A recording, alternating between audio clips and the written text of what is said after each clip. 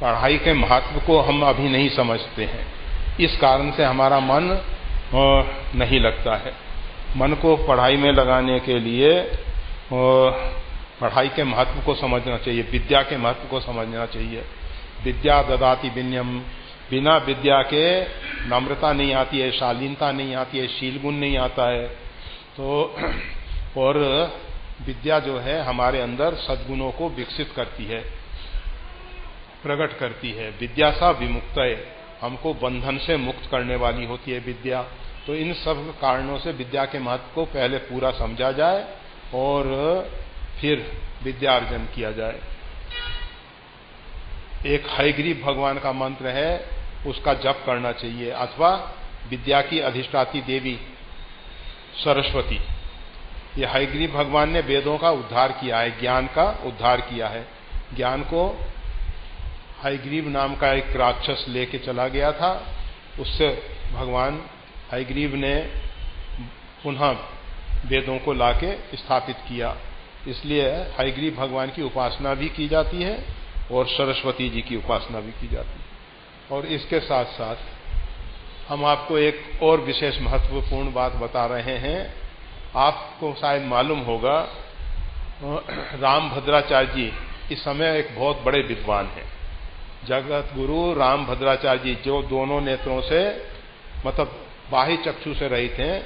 TV इत्यादि पे उनके बहुत कार्यक्रम आते हैं, रामायण पे कथाएं प्रवचन आते हैं। और वो चित्रकूट में एक विकलांग विश्वविद्यालय स्थापित किए हैं, उसके वो कुलाधिपति भी वही हैं आजीवन।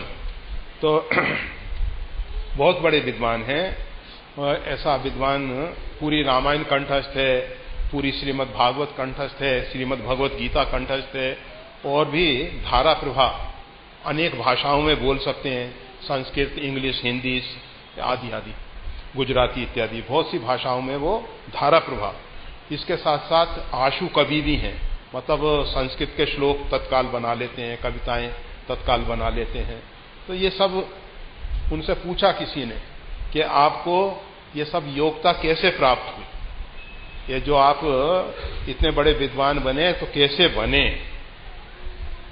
तो उन्होंने बताया कि मैं अध्ययन के समय प्रत्येक दिन रामचरितमानस रामायण का पाठ करता था और उस पाठ में एक संपुट लगाता था, गुरु ग्रह पढ़न गए रघुराई अल्पकाल विद्या सब। तो इस संपुट को लगा के प्रत्येक दिन मास पारायण करते और उसी के प्रभाव से वो इतने, उनका कहना है कि इसके प्रभाव से हम इतनी ऊंची कक्षा में पहुंच गए। और भी इसके विषय में बहुत से, एक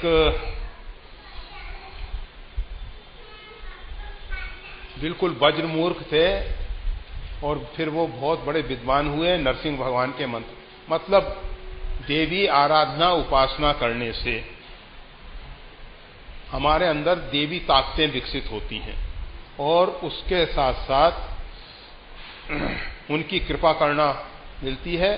तो उससे हमारा मन जो है पढ़ाई इत्यादि में लगता है और अच्छी सफलता मिलती है।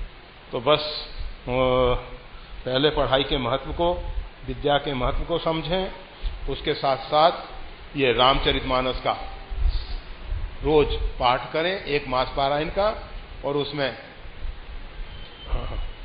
गुरु ग्रह पढ़न गए रघुराई अल्पकाल विद्या सब आई। तो इसका संपुट लगा के रोज करें तो अच्छा होगा। जय श्री राम।